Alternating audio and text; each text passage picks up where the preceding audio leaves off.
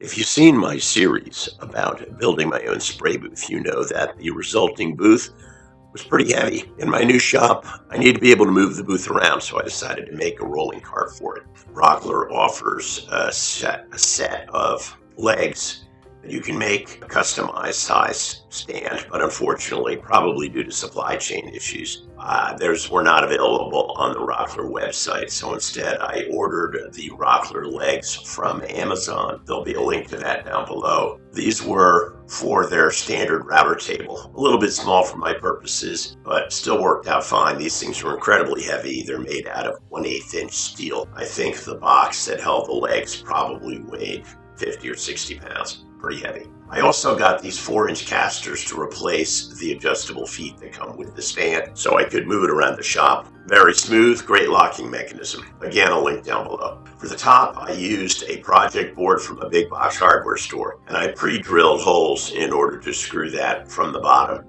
into the stand as pictured, although I was going to paint that top with some gray oops paint before I installed it. Here are the sides and the top and the shelves for the stand. Note that I've installed some center supports to hold a middle shelf inside the cart. So I was going to enclose the cart and then put a bottom in it and a shelf. And here's the completed project.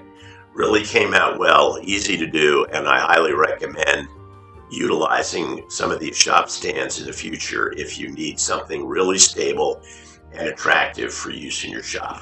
Thanks for watching. Until next time, this is Bob Johnson with PK&W Modelwerx signing off. Keep on modeling.